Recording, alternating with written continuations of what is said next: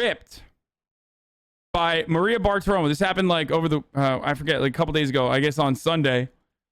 And he defended it in a very interesting way.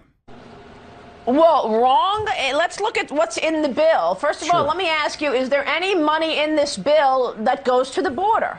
Is there any acknowledgement from the Biden? I look, this comes across as sexist, but I feel like Maria Bartiromo is like always so fucking disheveled, dude, that like I feel like I don't know if they like deliberately made her an anchor. Like she's so fucking annoying, dude. She's literally always yelling, always disheveled as fuck. Like she's always like, why is there no fucking border? Why is there no border security on the infrastructure bill? What the fuck is going on? Biden administration that we're in a border crisis and he needs to address it. Any money here in the border, because I see resilience and water storage, environmental remediation, energy department, power infrastructure, electric vehicles, nuclear companies. Hey, by the way, remember, these Republicans are the same people who were like, elderly care? Why would that be in the fucking infrastructure bill? What are you, stupid? Elderly care? That's nothing to do with infrastructure. Why is there no border patrol? It's like, oh, I didn't realize that was an incredibly important part and not defense, but actually an incredibly important part of fucking infrastructure. A lot of beginnings to the Green New Deal. Well, first of all, cybersecurity and resiliency of the grid is not exclusive to the Green New Deal. I think we've all experienced the problems with a lack of resiliency to our energy infrastructure. I mean, the Colonial Pipeline cyber attack was a pretty good example of that. Now, are there some things that Democrats like? For sure. Are there some things missing that we would love? Of course there are. But this is a 50-50 Senate. Democrats have a majority in the House and the White House. So you're going to have to take some of those things to get all the other really good things. And all of those other things that you've referenced aren't, again, exclusively democratic principles. There are some other things some of those things that contribute to the overall infrastructure of our country. And this is all hard infrastructure, Maria. You might argue. Bro, that's how you know this bill is fucking popping, okay? And that's how you know the state of affairs. When you have Republican senators who are otherwise demons treating this like this is a fucking defense bill, okay? Treating this like it's a fucking defense bill, you know there's some shit that they desperately need in it, okay? Argue with some of it. I don't like the electric vehicle charging stations, for example. If I would. Why? This is a part I don't understand. Why? I don't like that we're subsidizing electric vehicle charging stations. Like, why the fuck not? It's technology, you fucking idiot. Here's the thing I gotta say. And he will eventually get to this point as well. But like, and the conversation will shut down when he mentions this part. But it's like, dude, why do we not want to be like leading the fucking world on new tech and like renewable energy? It's so fucking dumb. I mean, I know why. I know why he doesn't want like electric charging stations specifically. He fucking wants, he wants oil and gas subsidies exclusively. I was king, I wouldn't support that. But fortunately, our founders gave us something other than a king. Well, you're not a king. None of the Republicans are king, but it certainly seems like the Democrats act like kings. In addition to all of that money beginning a Green New Deal, it also dictates rules in areas that have traditionally been managed by local authorities, like drinking water, even as it muscles in on private sector enterprises like broadband. So once we want to make sure that the people of Michigan are fucking dying, okay? We want to make sure that people in Pittsburgh are fucking dying because there's lead poisoning. There's too much fucking lead in the water. What the fuck is wrong with you, you sick freak? You psycho? You fucking animal, dude? I hate her so much. I just hate her so fucking much. It's like, listen, you piece of fucking garbage, filth human. Barely human, you subhuman fuck. You live in a nice neighborhood, so you don't care about the water! Because you can get the fucking most expensive filter to make sure that the water is good! But most motherfuckers living in Western Pennsylvania are not in the same circumstances. So we probably should make sure that they're not getting fucking lead poisoning, okay? From the water! I hate it. I fucking hate it so much. It's not just black people either, by the way, Maria Bartiromo. Whites are fucking dying too. It's just poor people. Like, how are you going to be like, I am at Fox News, and I'm going to sit here and be like, why are we giving money to states to rebuild the infrastructure? What are you going to do? Put the fucking wealth up your asshole? What else are we supposed to do? Like, what are we supposed to do, dude? Once again, we see the Democrats taking power away from the governors and putting it on the federal level. Is that fair? It is not fair. It may be fair in a couple of areas, regards to broadband, for example, but or water, for example. But here's one thing that I fought really hard for: permitting reforms. Sick freak. Yeah. Dude, it's so funny. Like, the state of affairs is so funny in this country, where we literally have like Republican senators trying to defend to a more important authority for the overwhelming majority of Republican voters why they fucking are voting for a bill that's going to help them, like, unconditionally. At this stage, it's literally like negotiating with the psychos who brainwash your constituents and, like, begging them to just be like, come on, don't rock the boat, dude. Like, I know, I don't like fucking working with the Democrats either. That doesn't make us look good. That makes us look bad because it makes the Democrats look good when the government's actually working. We get that. We get all that. Except, like, this is kind of good. Think about how much fucking money we can get for my state so we can fucking build the goddamn roads, dude. You need fucking roads, Maria Bartiromo. You fucking need roads. You need bridges. You need dams. How else are you gonna fucking transport commerce? Oh my god, dude.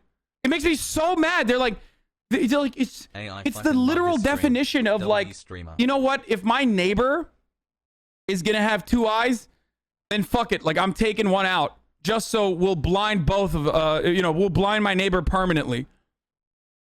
Like, fuck this, dude. Fuck the railways. Fuck the literal, like, transport routes that are in a state of disrepair for commerce to fucking flow through. Fuck it all.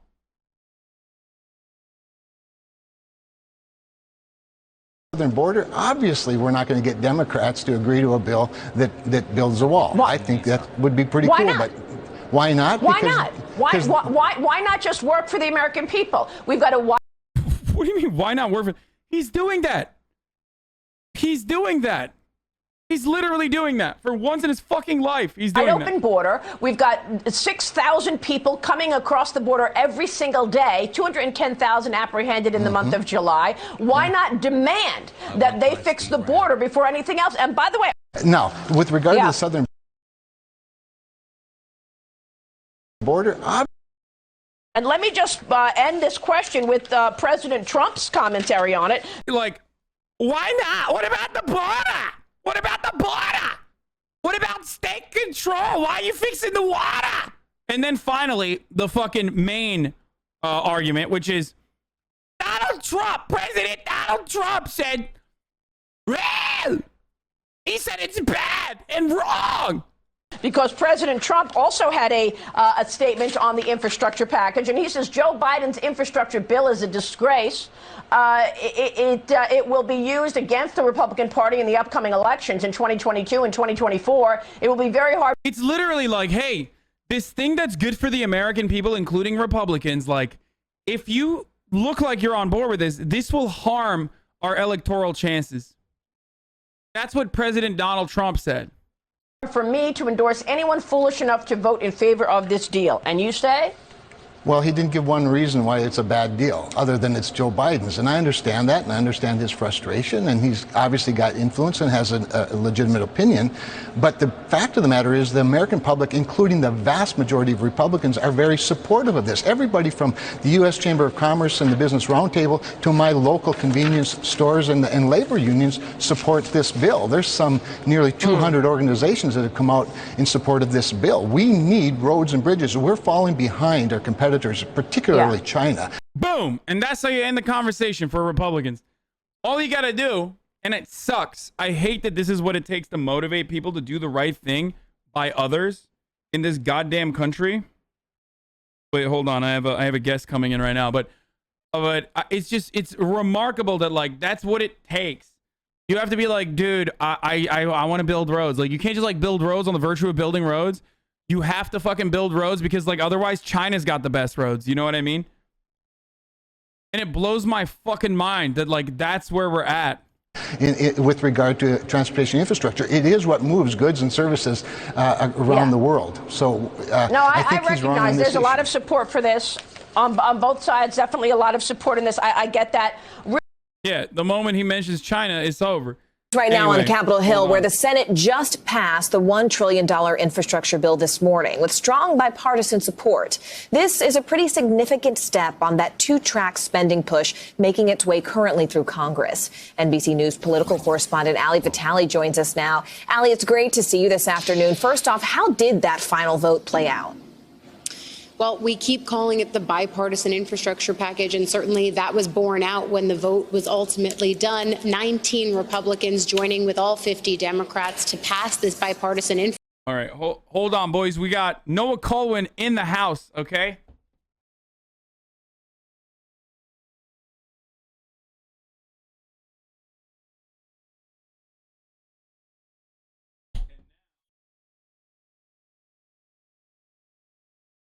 Down.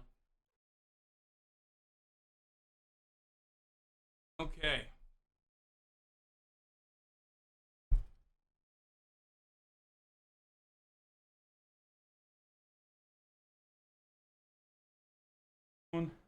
Noise gate is gone. Gain is high. Okay, they can hear you probably talk. All right. Can they? Yeah, you guys can hear him, right? Hope so. Okay, folks, this is Noah Colwyn, host, producer, creator of the well, half of the Blowback podcast. I've had him on the show before. He's been on the show a bunch actually. And you know, he's visiting LA, so I thought, oh, nice hat by the way. Thank you. He's visiting LA, so I thought, you know, why not come over? The gain is a little too hot. Okay, I'll lower it a little bit. He's visiting LA, so I thought, why not come over to my house and you know, we'll cover the news and shoot the shit. Yeah. What are you wearing? Joyce Manor Yeah. with Blowback Dragon Biz Ball podcast. Z. What up, Noah? I don't get the reference. Hey, they're a band. And, Oh, okay. I don't listen to music. Okay, yeah, good. I don't know. But I was looking at my suitcase and I thought like this felt appropriate. Yeah, it's pretty good. How you been liking LA so far? It's great, honestly. I love driving. So Really? Yeah, I really like driving. It's weird. What? No, it's not. It's really fun. I guess when you're And stuck. I live in New York. Yeah, I have like a really big rental car. You know, the kind of thing I would never get in New York too. So I'm living it up. I'm having a good time. Okay, that's So, yeah, good. it's been good. And What'd gonna you go to get? the beach later. I'd like a big Toyota, like a huge SUV. I think a 4Runner. Increased volume, my friend. Oh, chat was lying. That's interesting. Of course, chat was lying. When has chat ever been fucking honest about anything? Anyway, this is good. This is where we're gonna keep it at. What the fuck is Joyce Manor? They're just a band. What kind A of good music? band, like rock. Okay. Bro, why is Noah Colwyn in your house? LMAO. What do you mean? Why not, dude? Okay. Well, right now we are currently talking about the bipartisan $1 trillion infrastructure bill that the Senate just passed. Got it. Are you familiar with that at all? Yes. Have you been looking into it? Okay, well, that's what we're shooting the shit on. You already missed all of the Italiophobia that I engaged in with respect to Andrew Cuomo. Yeah. And Hate to see it. yeah, just a fucking legend. I mean, I'm wearing my hat in honor of a good man. Did you watch the Cuomo-sexual videos with the stream yet? All and of everything? it. All of it. We did all the Cuomo-sexual videos. We covered his non-apology apology. I mean, it was fucking terrible. it was so bad. It was awesome. Yeah, he's a petty, awful man. Oh yeah, 100%. And all it took was, you know, what was that dude's name? Like one of the fucking, like, what was it, like a legislator, like a state legislator or something? It was just or a council person that literally turned around and was like, yeah, no, this guy's kind of a douchebag. And then the entire fucking, you know, Jenga or dominoes or whatever the fuck, it just all fell apart. Yeah. Choice Manor performed for Bernie. Okay, well, we're gonna do, and then Letitia Adams came in, yes, who I do like a lot. I don't know, is there Tish James? She's Tish James. the Attorney General. Yeah, the Attorney General. I mean, I think that part of, like, I think if a lot of this is obviously still kind of unfolding, and I don't, I'm not like a New York politics reporter, but as a New York City resident, I will say, and a reader of the news, I do think that the interesting thing is that once the independent investigation under Tish James started, a lot of Cuomo's big political, lobbying supporters had stopped giving money. Like you're like, Chad or whomever's watching can go look this up, and you can see like there were like news items about it.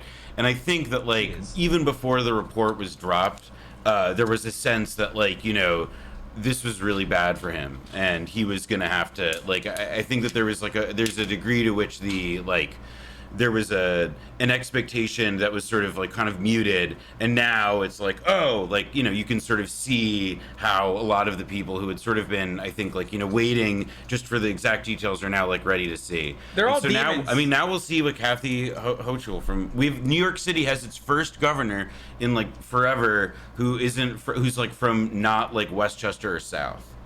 Oh, really? Is she good? Yeah. I don't know. I mean, she can't be too good if she was fucking. I was gonna say it's this is a real good cui bono. I don't know. Yeah. Probably nobody good. She can't be too good if she's a woman. You know what I mean? No, I'm just kidding. Yeah. No, Jennifer Rubin jumped ship. Oh, really? Yeah. Wow, I didn't even notice. So the spaghetti and meatballs, wasn't enough. She You can't even bring up one actual dimension of the man's life without accidentally doing some anti-Italian discrimination. Yeah, 100%. Because it's literally, oh yeah, it was a photo where they're just all eating spaghetti and meatballs, and that's what she says. Yeah. That's true. She was all over Cuomo. She was leading the pack of Cuomo-sexuals, and now she was excited that there's a woman governor for the first time ever. That's what she was posting about this morning. Damn, that is what I always think about when I think about Jennifer Rubin. Principled, uncompromising feminism. Yeah, no, for sure. There's some info on her. Okay, well, I'm not gonna look at this up, but look, the real, obviously, all jokes aside, when I said she's a woman, what I actually mean is that she's in the Cuomo administration. There's no shot she's gonna be fucking good. Yeah. In the 2012 election, Hochul's district was renumbered. She lost to Chris Collins. That's wow. She was endorsed by the NRA. Oh, she looked. Chris Collins is one of the goons who got knocked out with Trump. Oh, okay. She looked for ways to reduce the federal budget deficit and expressed support for reducing Medicaid spending. Well, she's in the Cuomo administration for a reason. That's what Cuomo did as well. And the undocumented stuff too, that she opposed on driver's license for undocumented, because it's there's such a, and that was during the peak of, that was during the Bush administration, so there's a degree to which it's it's she's somebody who Phil Oakes, the singer, had a phrase, a liberal in the in good times, they're 10 degrees to the left of center, and in bad times 10 degrees to the right. I'm butchering the quote, but it's something to that effect.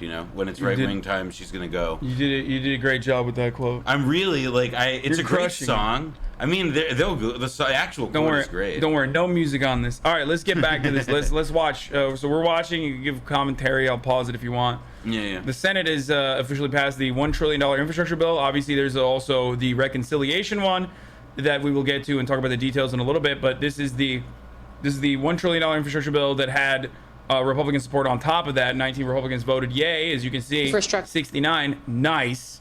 bill, which at several points throughout this months-long process seemed like it was about to fall apart. You'll remember several months ago, the first of these bipartisan overtures was led by Senator Shelley Moore Capito of West Virginia. When those efforts petered out, more other Republican and Democratic senators came together to put together this infrastructure package. And the important thing here is this is the stuff that focuses on roads, tunnels, bridges, your more traditional hard infrastructure. That was always the first track of this process. Now that has passed the Senate.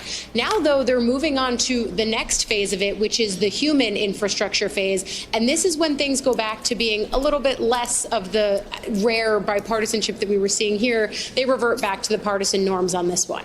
And what is next for that? I mean, everyone is focusing on that human infrastructure because that's sort of, I mean, what's been a pretty marked. It's so sad that in the United States of America, the only way that you can actually, and I was just looking at this. I don't know if you've ever seen this, like Senator Kramer defending why he voted yay today, but like was going to vote yes on this bipartisan infrastructure bill.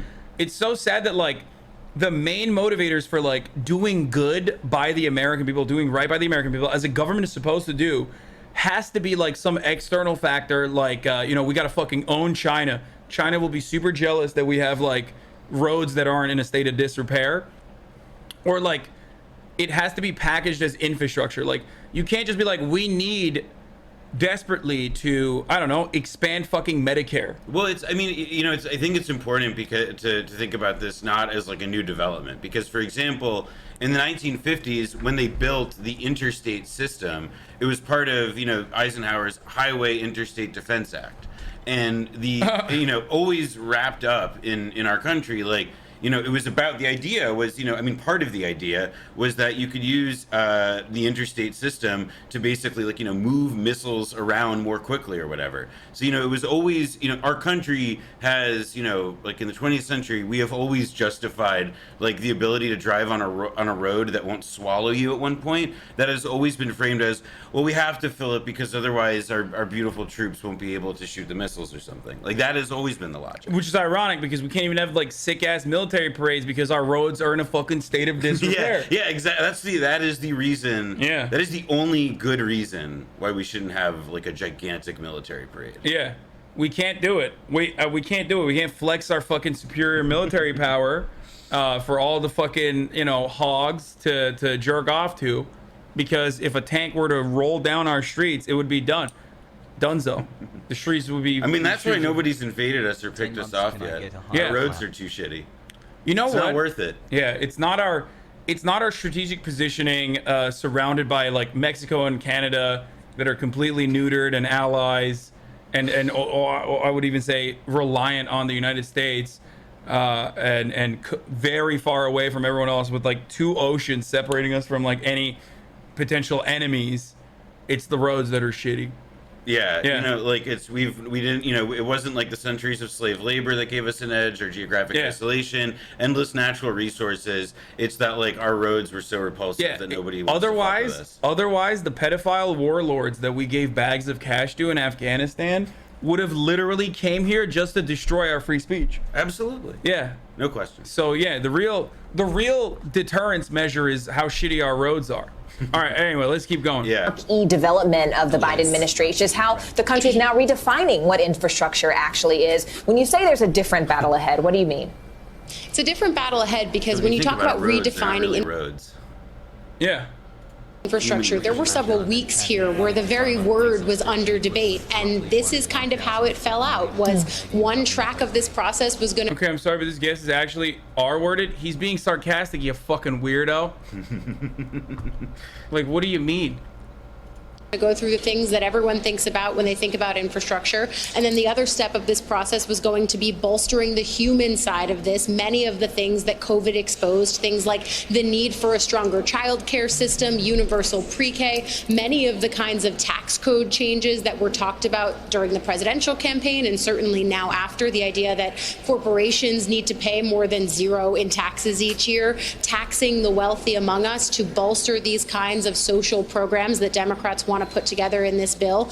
And right now we're at the start of that reconciliation process. Immediately after moving off of the bipartisan bill, the Senate pivoted and voted to open up the debate process on the reconciliation phase. Right now they're in 50 hours of debate, and then they're going to move to what they call here a vote-a-rama, effectively voting on a series of amendments that are more messaging than they are hard policy. Some of the things that they're going to be voting on you're going to see later on in things like attack ads. But this is all part of the process. Senators can vote to speed it up if they would like to, but they're squarely in the reconciliation phase of this, a $3.5 trillion effort, Morgan. And we know just how important that messaging is, especially heading now into the midterm. So this is the budget resolution agreement framework. Like, if they pass the reconciliation, and it's actually $3.5 trillion on top of the $1 trillion bipartisan infrastructure package, this is going to greatly improve the Democratic Party's chances of like finally winning a fucking full-blown midterm election on merits alone. There's still plenty of room for improvement. Obviously, they're far from perfect, not even anywhere near perfect, as a matter of fact. But like, you know, there's a lot of good provisions in there. There's a lot of good expenditures in there that will greatly improve people's lives. I don't know. What do you think about that? I think, to me, you know, I'm always, I'm interested in a couple of different things. The first thing I'm interested in ultimately is, you know, the money that's being spent. To whom is it going? Like, you know, who is, like, you know, like, ultimately, who will benefit and how? I think one of the things that's been very interesting to see has been how a lot of the aid that has been bookmarked for people as a result of the pandemic on an emergency basis has not made it to the people that actually need it. And so there's, you know, like a lot of money that's set aside, and part of that's because of the breakdown between federal and state systems and so on. So to me, you know, I'm like, I have, like, with the recent experience of the pandemic, a certain amount of skepticism about their ability, like, to implement it. And then, you know, as to like the midterm chances, I think that, like, it's, you know, I don't think that Mitch McConnell has in his life ever put up a vote, let something go to a vote that he didn't think would ultimately, at least somewhat, redound to the Republicans' benefit. So I kind of want to see how this plays out, or what the you know, like, just what develops, because so far it's like we haven't quite seen, like, yeah, it's I'm kind of curious, I guess, to see ultimately what the, you know, debate evolves into as, like, it comes down to the wire with the vote. Because, you know, we did have some pretty dramatic votes in the Trump era. Like, I don't know if anybody remembers our brave deceased Senator John McCain when he went and he went, no. You know, that was, you know, maybe the Republicans will try something like that. I don't know. I mean, that's just me bullshitting, but, like, truthfully, I retain an air. I'm skeptical of everything until it's like it's signed and there's money in the right people's wallets. So you're saying Kirsten Sinema, Joe Manchin, Maggie Hassan, a couple other fucking freaks that have everything to gain from being like a spoiler. Kirsten Sinema had that moment already, by the way. Look at you, misogynistic pig here, for getting a fucking excellent girl boss moment when she was like, no thank you on the $15 minimum wage.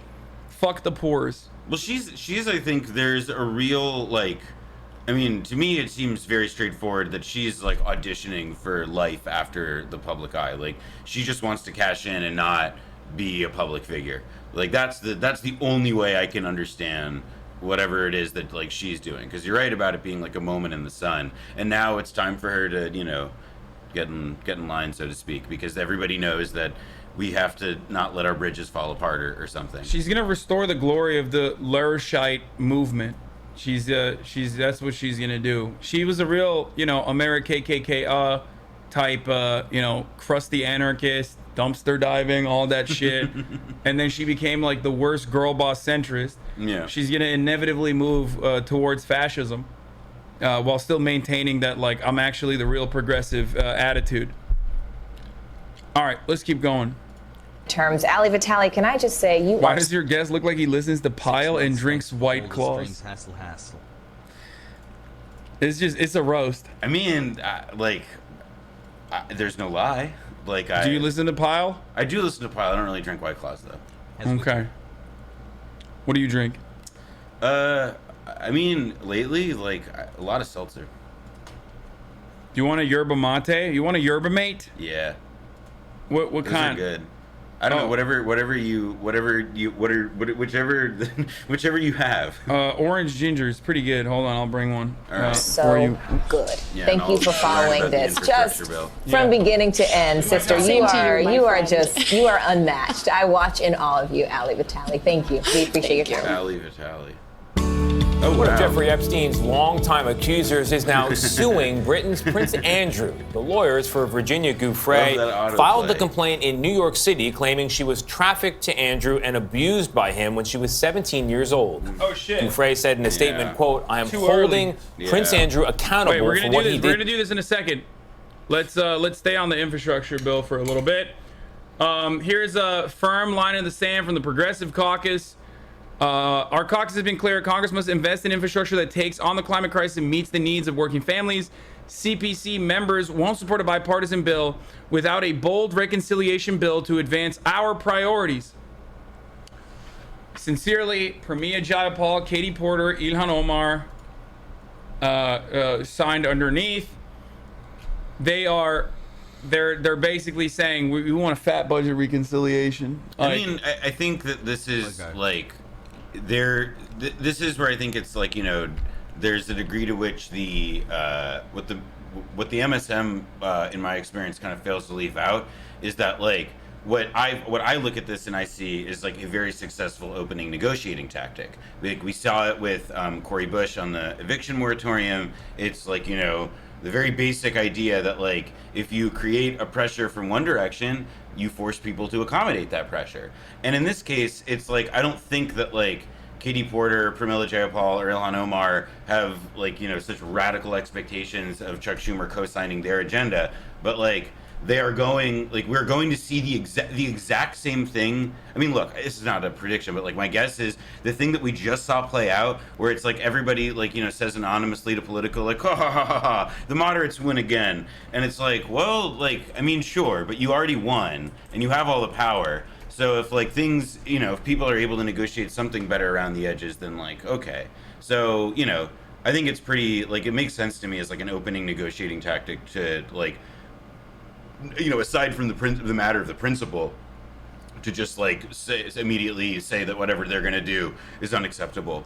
Because evidently, if the Republicans are, if like they're going to let this go to a vote, then yeah.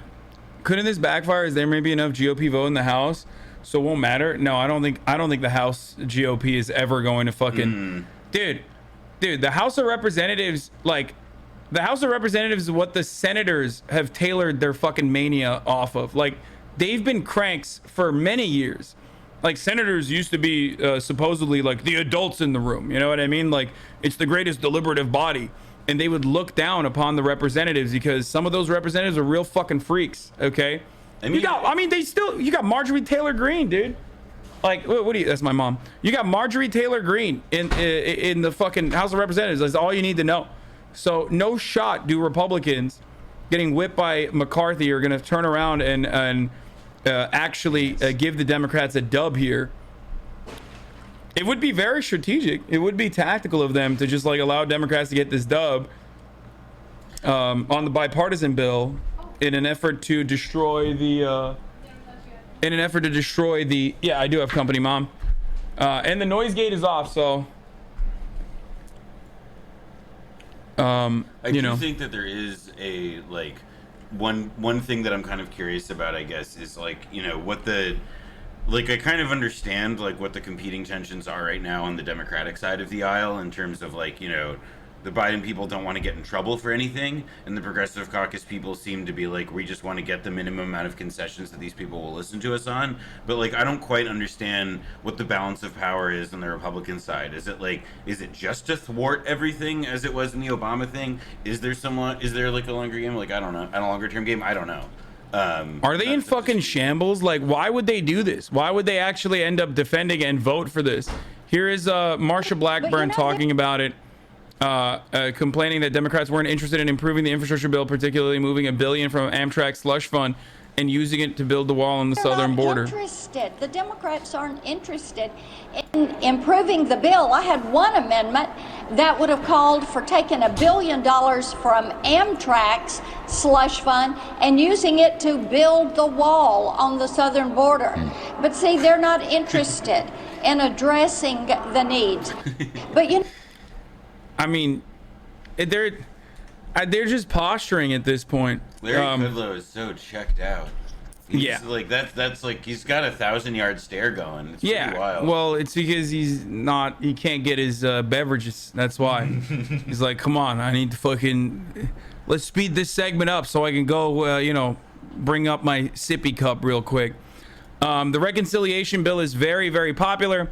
That has never deterred Republicans from doing the wrong thing. Yeah, I was going to say that does not mean anything. They do not care about popular opinion. Yeah. Invest Now, new poll with Invest Now USA. Voters strongly support key components of the Democrats' reconciliation package. Who gives a fuck? Democrats don't even give a fuck about popular provisions, chat. Like, are you new here? You know what I mean? Wait, who just raided me? Oh, Hikaru did. Hey, thank you, GM Hikaru, for the raid. I hope you had a good stream. We're talking about the budget reconciliation infrastructure package and also the current bipartisan infrastructure spending bill that just passed in the Senate. So hope you had a good stream. It's the Grandmaster, dude. Yeah. Biden on Cuomo. Oh Jesus. Oh, Biden went live earlier, right? I fucking missed it. We'll look at that. Yeah. We'll do that in a second. Yeah.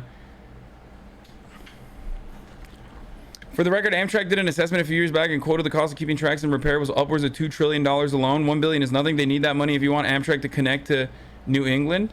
The Northeast, like the Northeast. I think it's a good point, which is about like in general, which is that like I'm not like I haven't like paid attention to the numbers and I don't know it, but it's also like there's no like I would have to have taken some really wild pills this morning to be ready to believe that anything that like this Congress could agree to would be like anything resembling sufficient to the challenge or whatever. Yeah, of course not. So like I wasn't sure if if you already had that disclaimer earlier on the stream before I came in. Yeah, no,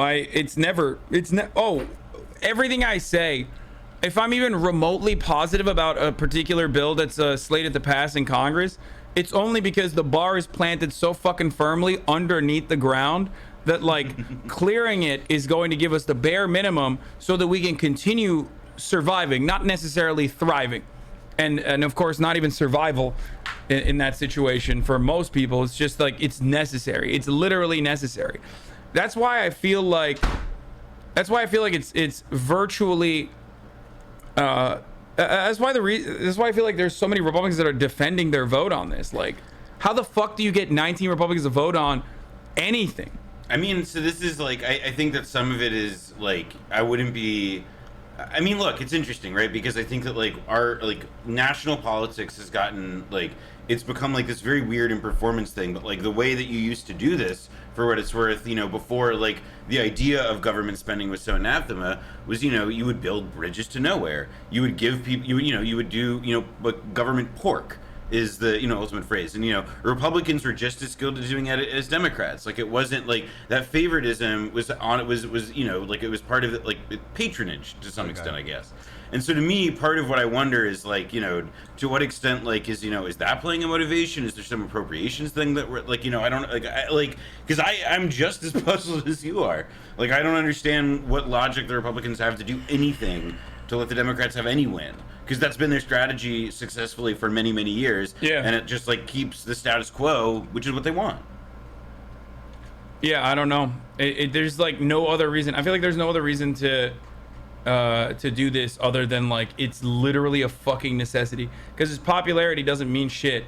Long-term care is somewhat support to strongly support at least somewhat supportive at 81%. That's fucking nuts. It's like, I mean, it's also just like really crazy to me how stuff like it's also just like, I mean, I really don't think that like policy should be made based on, I think tying like the way that like policy should be made to such like popularity stuff is not always like such a good categorical thing. But I think that one of the things that you can clearly see in this is that like is maybe like is there going to be some attempt after seeing how popular people got, or at least could have gotten had they, you know, if they done all the pandemic stimulus stuff, had they talked about it a bit differently. Maybe they're seeing now it's like, all right, if we can own some of this, we can get some of that too, and people won't hate us as much. I mean, yeah, even the ones who like rallied against the pandemic support ended up running as though they were in support of it the entire time. Like, there were plenty of Republicans that talked about how much money they were able to bring into their state, despite the fact that they literally opposed it and did not even vote for it. They voted against it.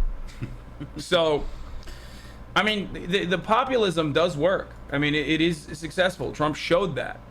Yeah. Even if you say you're interested in it, it's enough for people to be like, yeah, why the fuck not? So, yeah.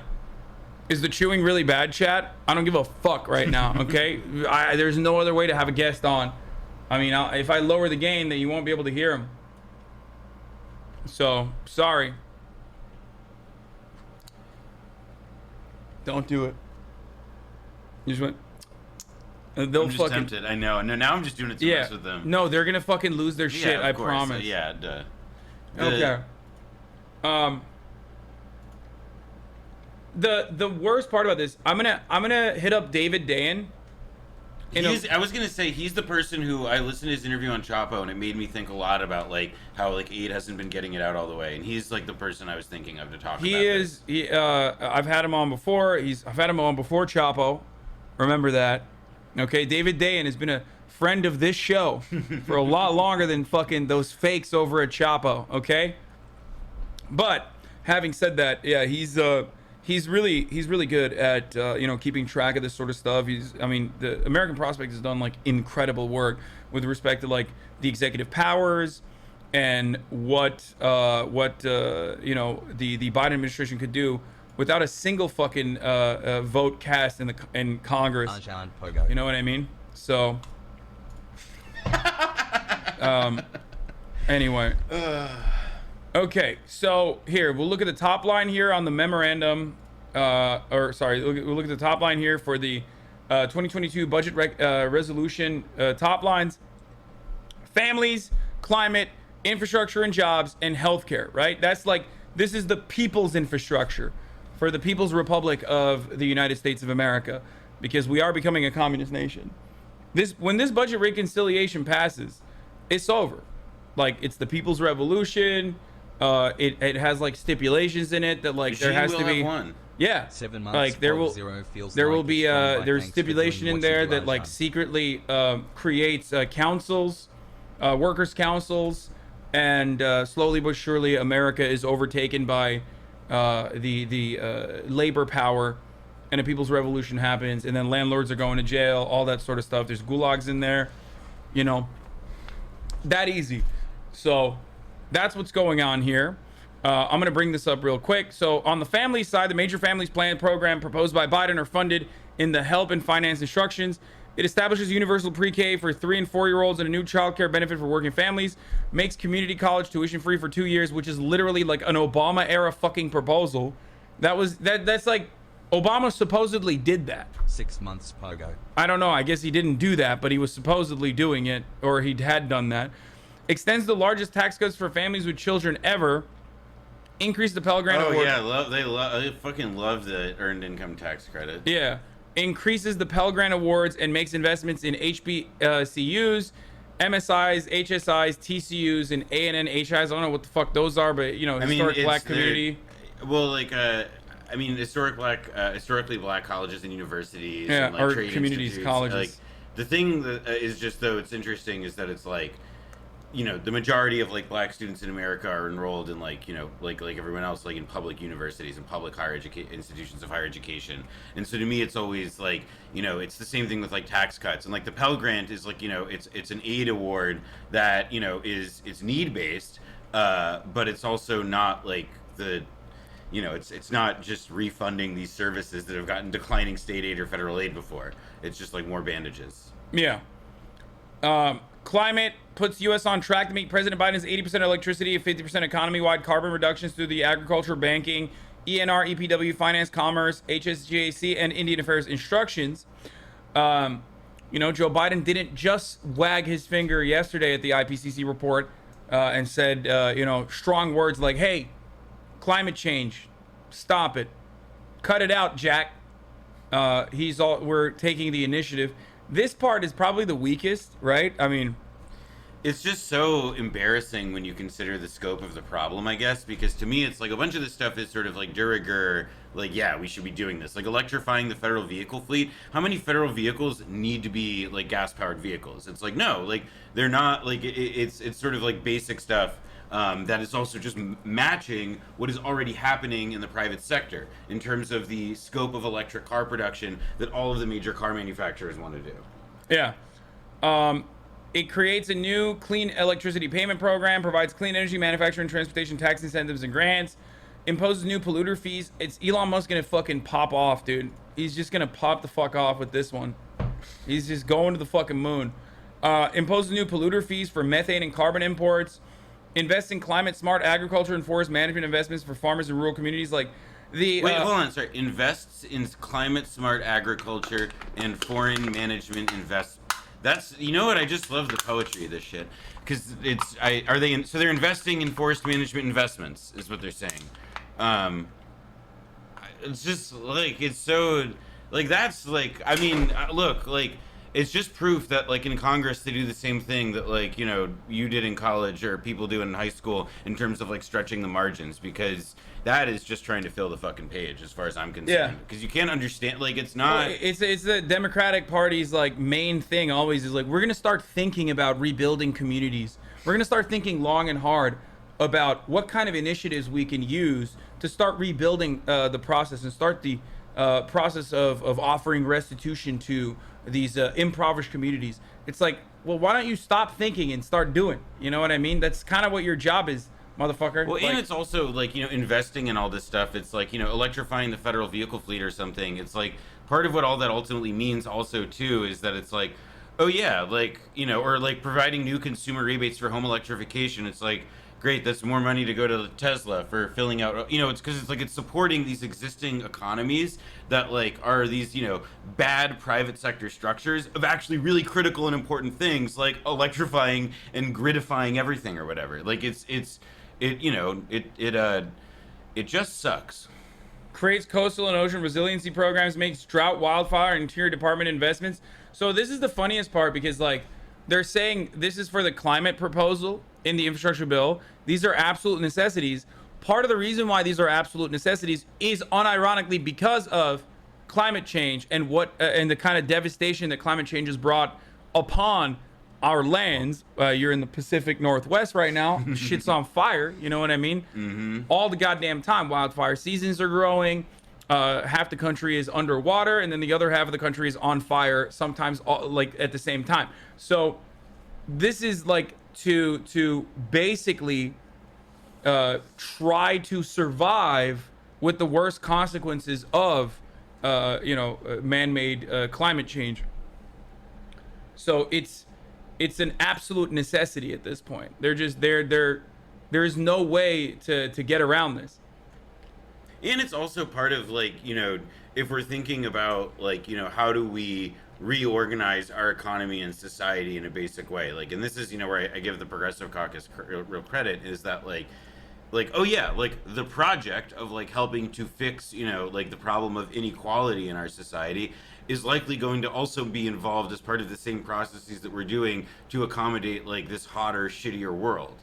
And so, you know, there's a kind of like, I think that like even just trying to make the conversation about something to the effect of like, we are interested in making like a you know, like making climate like a necessary part of this.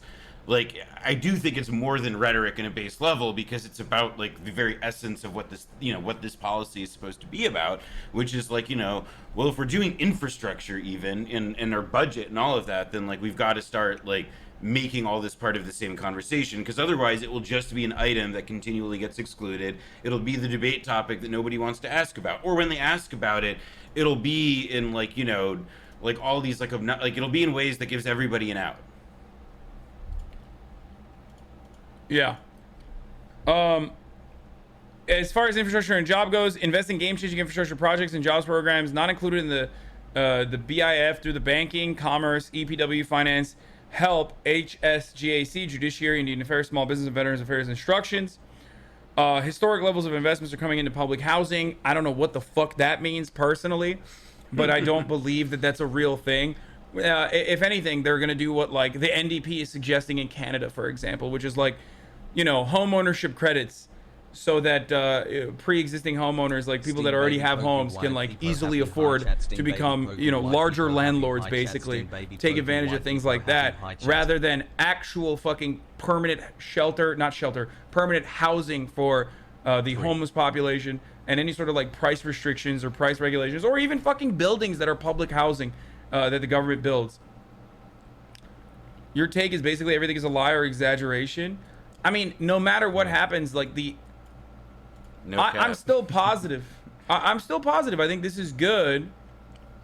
Well, it's just like you shouldn't identify it as something that it's not, right? Like this is like it's like a step forward in the sense that like this isn't saying that we should cut these things, but it's also like the political reality in which this is being presented is not even to say that like they want to do all this stuff. It's part of it is because like there's a kind of like theater in this that like they're trying to negotiate. Like that's why they have language. Like, I mean, this sentence that I can't stop looking at is the one that says expands access to capital and markets for small businesses. Like that doesn't mean anything for anyone. Like that's like, what's the point of that? Like there's a degree to which all of this is about, like, you know, it's going to be until like the thing is signed, like it's about this sort of like, you know, like sort of jockeying for position or whatever. And like, yes, there's lots of lies and exaggerations, because literally when you look at this stuff, it's like, if it's not a lie or an exaggeration, it's like something that you read on a shampoo bottle. It doesn't mean anything. I mean, we still don't know what the full details are of all this stuff. It's just a top line. There's like more, there's more information that's like a little bit further expanded. But even then, this is not the final version of the bill by any means. This is just an outline. Okay, this is just an outline of what may happen. So remember that it might completely fall apart if you have, even if you have fucking what do you call it, like a couple dissenters or deserters. This entire process falls apart. So. It's going to be about messaging too, and I'm genuinely terrified that Democrats are going to do a terrible job trying to message this bill, because they're not even fucking motivated for it, for the most part. So the first ever civilian climate corps, that's a lot of this stuff is literally, I don't want to say it because I feel like that's a scary thing to say, but a lot of this stuff is like Green New Deal shit in it. You know what I mean? I mean, it's meant to be like a carrot to it. Like, I think that it's supposed to be this, yeah, like I think to me that's the like, that's the hope, is that like they're sort of like saying like we're doing this stuff, but you know, to me again, it's just like this is not like, yes, this is a top line summary and everything, but it's just such a like, I think that like you know, put it this way, like. This is part of what, like, you know, like elected officials that you at least reasonably like on some of this stuff are supposed to do, right? Which is, you know, be an indicator of like, is this enough or not? And I think that like, you know, if Ilhan Omar and Katie Porter, and Katie Porter is somebody who I think is very deliberate about the fights that she picks with congressional leadership. You know, like, you know, I think even a more moderate person than myself would say that. You know, I think it's because they're saying this isn't going to do it. And, you know, if they're saying that it's not going to do it, I also think that, like, you know, if you're a centrist, let's say, or you're somebody that's not, like, you know, like, doesn't buy into all the same, you know, like, woo-woo shit that maybe I do, or perhaps Hasan does, what I would say is that even if somebody like Katie Porter is saying, oh, I don't think that, like, this is good enough, it's perhaps because they think that this will not be enough to help you in the midterms. And that's something that should be considered. You know, so I do think that, like, there's, you know, like, it's part of what I mean about, like, this prediction stuff cutting both ways and being careful about that part of it, because it is, like, you can't Like it's like they're all trying to mind game each other about what is the best, most progressive outcome and what is the most electable thing and da-da-da-da-da. And everybody wants the absolute high ground in all of it. So, you know, just go with at least what's on the paper. Why do they never use objective numbers? Increase funding by X by Y is just bullshit buzzwords for the historic level. It doesn't matter. This is just a fucking top line summary, dude. That's what I'm trying to say. We're not at that point yet. There's no dollar value. For the most part, there's like only estimates of what kind of dollar values that will be assigned. There's going to be a congressional budget office, very conservative congressional budget office estimation that will tell you like how much, how much is going to increase the deficit.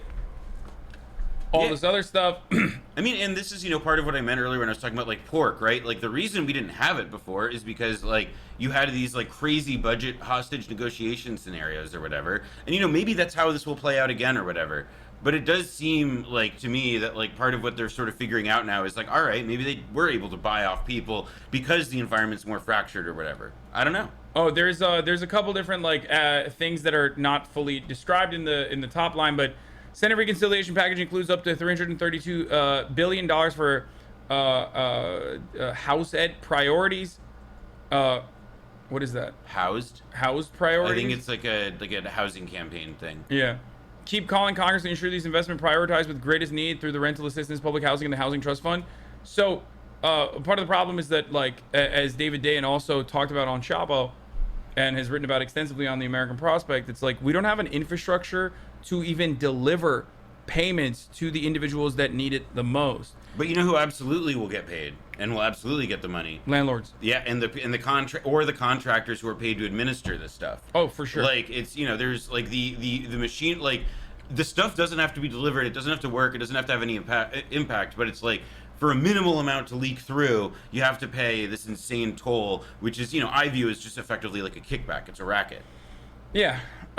Creation and preservation of affordable housing by making historic management. We're going to talk about that. Getting back on it though. Invest in workforce development and job training programs to connect workers to good paying jobs. Provides green cards for millions of immigrant workers and families. Funds smart technology for safe and efficient borders.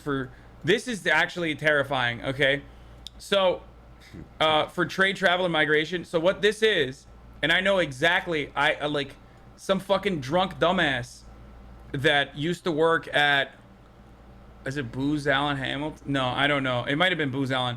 Some fucking dumbass engineer dude who's like now a crypto guy was drunk as fuck at this like NFT party I went to, and he basically told me what the outline proposal was called the digital wall. This was established under no, it wasn't Murat. Murat works at Boeing.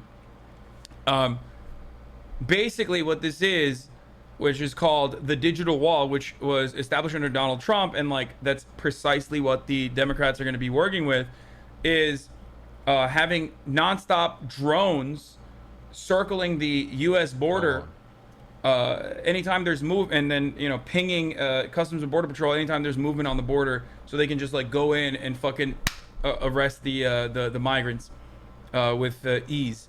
So that's what they're working on. That's what this is, for the record. I just want to let you know. And that's where the money is going. No, they're not going to drop Predator missiles. This is the on the back end, that's what this is going to be. Smart technology for safe, efficient borders for trade, travel, and migration is the digital wall. Originally established under the Trump administration as a contract, and that it will that will continue under Joe Biden and whoever the next fucking administration is afterwards. So, hold on. No missiles yet, boys. Largest ever one-time investment in Native American infrastructure projects, rehabilitates aging Veterans Administration buildings and hospitals, new economic development investments to revitalize communities and transform regions for new innovation jobs, invest in research and development, and strengthens U.S. manufacturing supply chains. Like, these are all key things. Like, this is a necessity. I mean, it's a key thing, but it's, it's like the devil's in the details, because every single one of these bullet points, from largest ever one-time investment down to the bottom of like this section, it's like, the details could ultimately be that all of those things functionally just become handouts to bribe people into signing on to the bill. And so there's like so to me, like, that's part of why it's like, I am curious ultimately when they start breaking out and getting into the details of the negotiation. For example, when they say investing in R&D and strengthening, manufacturing supply chains, like, does that mean that, like, are they going to engage? Are they going to reopen like old manufacturing centers? Are they going to develop domestic supply chains? Like, is that actually it, or is it going to be like, putting money into existing departments that are already supposed to be doing that, but not doing it? Even then, though, it's like, even then it's kind of a necessity. Yeah, I mean, at a minimum. And honestly, at this point, like, people will get mad at me for saying this, but like, just fucking be like, this is good for the American people, and also, like, China's kicking our ass, dude. China's doing so well with the $2 trillion they spend yearly on their own fucking domestic infrastructure projects. How are we gonna compete with China and Russia and all these other fucking countries that are going to be leading renewable energy? Maybe not Russia, but leading the United States in the world as like renewable energy manufacturers and the things that you need to have sustainable renewable energy projects. Well, also, like, we realize that if we're going to be in a great power, if like people even want to gesture at a real, like, even if we're not actually going to be in it, because I don't think that's how capital works anymore, but like, we're going to be in a great power competition with China, like we were with the Soviet Union or whatever. It's like, it's probably not a good idea that like our most critical and lucrative manufacturing supply chains, for our highest cap companies, are literally all there. I saw somebody in your chat like mentioned that it's like they're investing for manufacturing supply chains and like chip exports here, for example, which makes a lot of sense, right? From both a national security perspective, because again, it's like the only scraps that we're allowed to get or whatever just come off that plate, and it's to me, I guess I am curious to see ultimately, in terms of what are the victories that the progressive caucus is able to pull out from this stuff. In terms of, let's say, Native American infrastructure projects or VA buildings and hospitals, like, as you were saying, like, those are real material improvements for people. Expands access to capital and markets for small businesses. Incredible. Love that. Hey, I'm a small business. You're a small business. Yeah. I would love access to capital and markets. Yeah, totally, dude. But like, not through public banks or utilizing like the postal service or anything like that. But I'm sure there'll be like some grants offered to grants for podcasters. Listen, there are going to be podcaster grants. There are going to be entrepreneur grants. They're going to be like, maybe there'll be Twitch chat grants. Yeah, we need the Amaranth bill to pass through. Okay. I'm gonna be at the Votorama screaming like, we need more funding for Amaranth and myself, of course, obviously, so that we can expand our access to capital and markets. In the Cold War, they funded cultural production all the time, and look, like, even in global politics today, we see like shady influencer stuff, and it's all very weird. Yeah. And I'm just saying, everybody has a price, including both the people sitting here. Exactly. My price is $7 million. That's what I need. That's the kind of expansion I need for the infrastructure projects that I'm going to do on this podcast or on the stream. Okay. Healthcare builds on Democrats' goal for providing universal healthcare to all Americans in the finance. Yeah, dude, that's exactly. Remember how we were talking about like padding the deck with as many stacking the deck with like as many words as possible? Builds on Democrats' goal of providing universal healthcare to Americans in the finance and help instructions.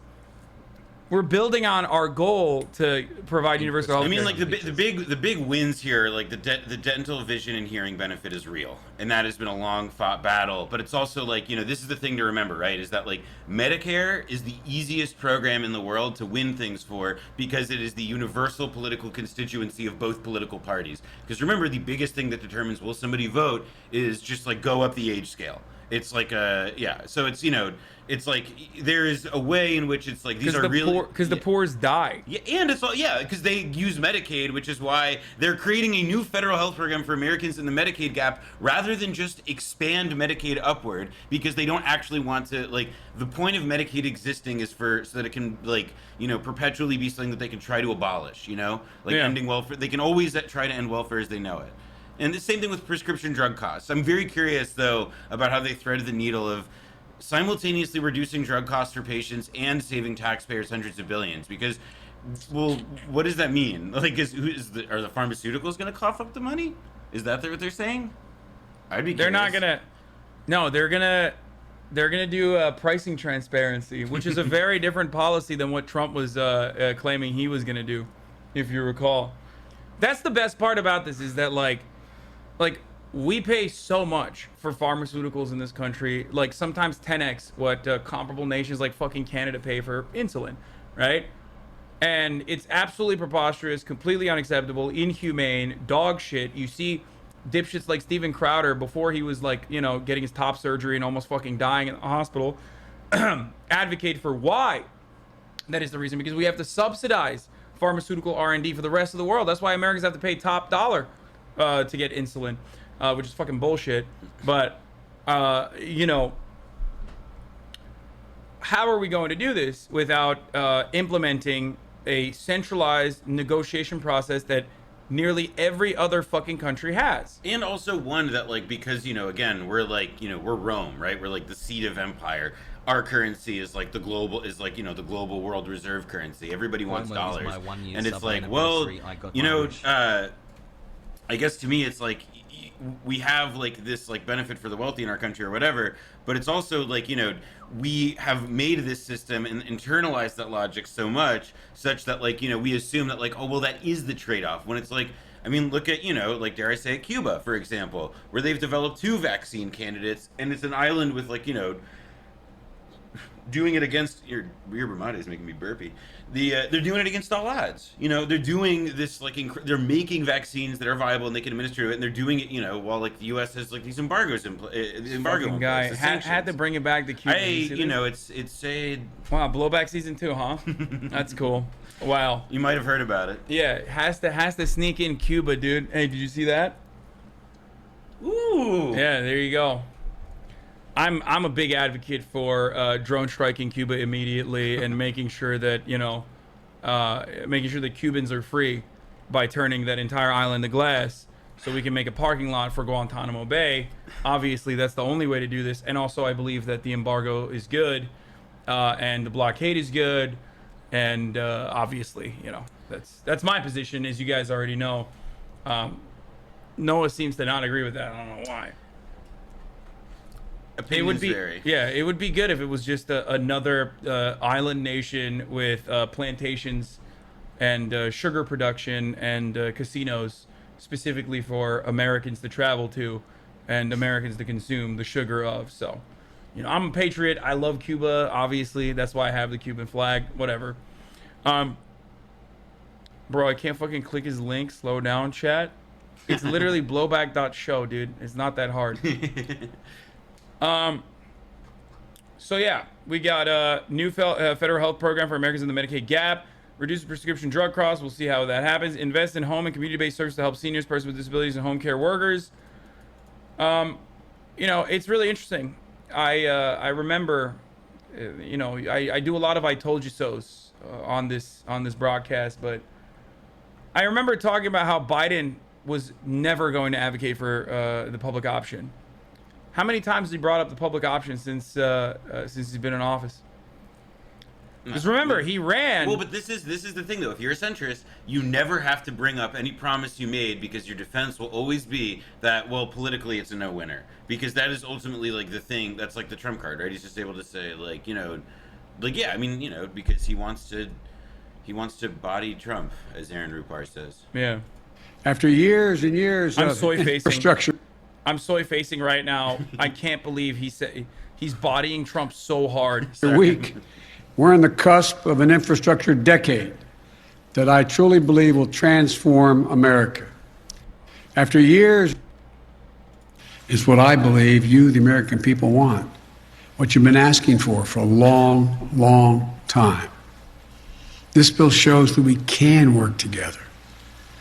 I know a lot of people, some sitting in the audience here, didn't think this could happen. I literally, personally do not care if virtually every single Republican was at gunpoint, pushed out of Congress by the military and put into a military prison. Like every single Republican. And going forward, we had a one-party government and we did whatever the fuck we wanted. I don't give a shit. I don't know why the fuck people act like this is important. Like, bipartisanship is a virtue on its own. Like, and that's why it must be defended, and that's why it must be protected, and that's why it's a good thing. It's like, who gives a fuck, dude? I just want infrastructure spending, okay? I only see the Republicans as a stopgap measure. I see the Democratic Party as a stopgap measure against like true progress from happening. I literally do not care. Actual fascist. Yeah, fascism is when you literally purge the fascists from, stopping any sort of fucking help from being delivered to the American public. That's what fascism is. Okay? This bill is declared dead more often than anyway. That bipartisanship was a thing of the past. From the time I announced my candidacy, about bringing the country together and doing things in a bipartisan way, it was characterized as a relic of an earlier age. As you may well remember, I never believed that, and I still don't. Forcibly removing elected opposition sounds like fascism. A little bit. So I want to thank those senators.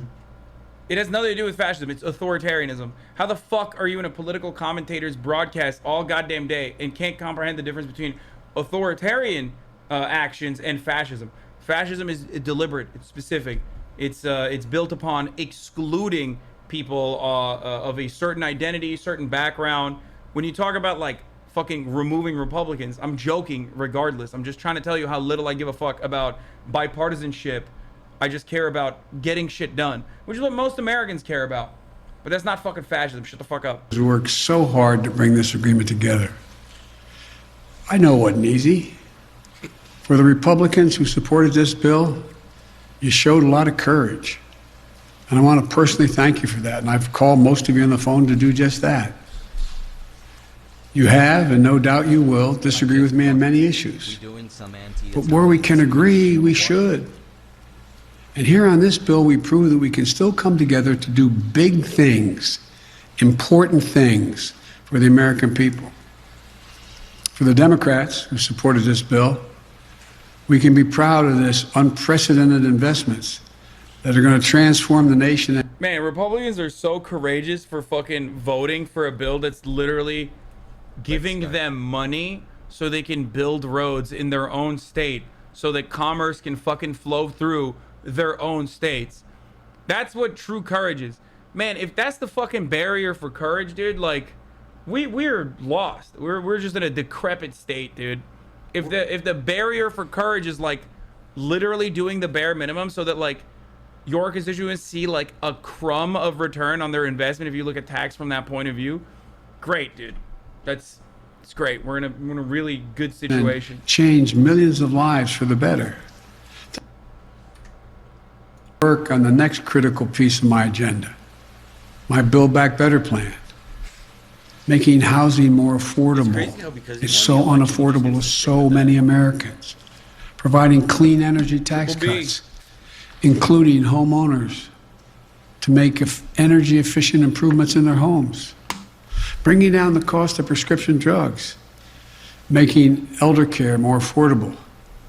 And continue to give middle-class families and children a tax break, a tax cut, the one they're receiving now, well-deserved child care and health care that gives them just a little bit of breathing room. This is a plan that invests in the American people in their future. The middle class and poverty class getting tax cuts or tax breaks right now would only restore the tax cuts that Donald Trump offered them, depending on what the severity is, because all of the other tax cuts, the corporate tax rate and the top marginal tax rate, tax cuts are made permanent, whereas everything underneath, like the top marginal tax rate, are slated to increase over the course of the next 4 years. So that was like a secret, I guess, provision within the 2019 tax cuts that Donald Trump passed, that legislation that passed through. So what most people don't recognize is like the middle class and just the middle class and underneath the middle class, their taxes were slated to increase regardless. Not 2019, 2017, sorry. So all this would do is basically make that permanent while increasing the top marginal tax rate and also the corporate tax rate if they ever get to that, which they probably will not.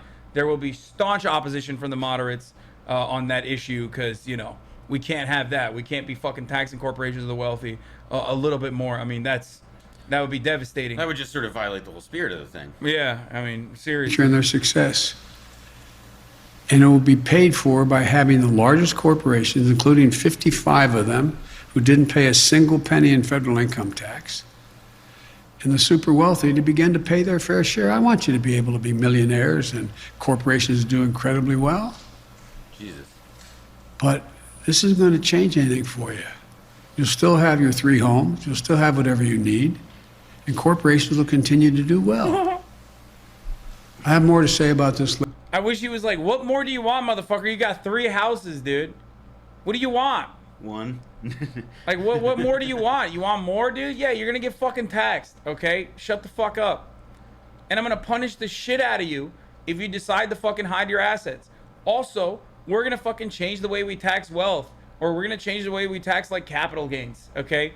Sick and tired of you motherfuckers taking lines of credit out, okay? No more of that. I wish. And if you remove your if you hide your assets in you know, the Cayman Islands or wherever the fuck you hide your assets in, then we're gonna punish you. I wish that's what we would do. We're beefing up the IRS so they can come after you. Later as the Senate continues its work. But today, I'm happy to mark this significant milestone on the road toward making what we all know are long overdue, much needed investments in basic, hard infrastructure of this nation. I understand Then he moves on to fucking Ron that DeSantis. there are millions of people who decided, adults, who decided not to get vaccinated. And I understand that to badger those folks is not likely to get them to move and get vaccinated. But I also understand that the reason children are Oh, did it stop? Yeah. It'll turn on.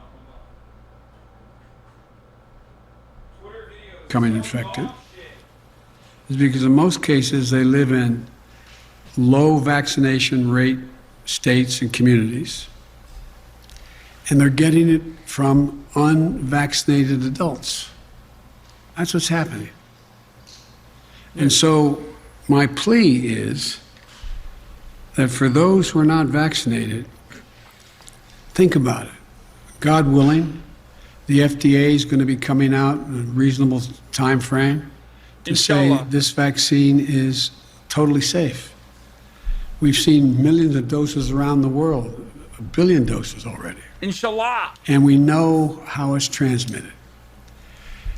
It's gonna be a real shock to the system when people realize that, like, all these fucking vaccine hesitant motherfuckers are literally not going to move from their positions when the FDA approval inevitably comes, and they're gonna say, well, the FDA is corrupt under the Biden administration, and that the only real measure that you could implement, and you should implement, at least at the fucking federal level, is travel restrictions. Okay? You have to have a vaccination passport if you want to do any sort of fucking travel by air, any sort of, like, state travel. You have to do that. That would unironically immediately boost the number of people that are getting vaccinated. Straight up. I mean, and the proof of, like, you know, like, having it to, like, you know, for a job and work and stuff. Like, people already tolerate so many insane actual invasions of their privacy just to fucking pay rent. Like, you know, if you've ever pissed into a cup, you know this. So it's like, for that purpose at least. Don't know what else other people pee in cups for. But the way I would put it is that, like, you know, kink shaming. Yeah. Canceled. That's not how I roll, but if you think of it as kink shaming, then that's your issue, but not mine. So, you know, to me, it's like you already have, I guess, this, like, you know, like, people like are willing to accept it in a certain context, right? It's because, like, you know, immediately, like, the vaccine and all of it, like, it becomes a culture war issue because it has to, because arguing on, like, the actual, like, you know, merits of the thing or whatever, like, it wouldn't allow for the people who are in politics to have good excuses for why things suck. And so instead, everybody can just endlessly, you know, throw poop at each other. Yeah. Like, that's what I mean, that's, like, why he's talking about Ron DeSantis. Yeah, Ron DeSantis, like, actually got fucking owned by his own state's court system because he tried to tackle, like, the Norwegian cruise liners and say that like, you know, you can't have a fucking vaccine passport on your cruise ships. That's insane. Like, remember when Republicans hate big government. They hate the nanny state. Except Ron DeSantis literally was like, no, like I'm gonna make it so that like unvaccinated people can like ride your fucking, you know, infection infested, bacteria ridden dumbass fucking cruise ships and make everybody sick. Like, cruise ships are like the best way to just get sick regardless. Get some fucking tropical ass disease on top of that. Nuts. Yeah, we'll watch the Bill Burr tear into him after this is done. And one of the things that I find a little disingenuous, when I suggest that people in zones where there is a high risk wear the mask like you all are doing, I'm told that government should get out of the way and not do that. They don't have authority to do that. And I find it interesting that some of the very people who are saying that, who hold government positions, are people who are threatening that if a school teacher asks a student if they've been vaccinated, or if a principal says that everyone in my school should wear a mask, or the school board votes for it, that governor will nullify that. That governor has...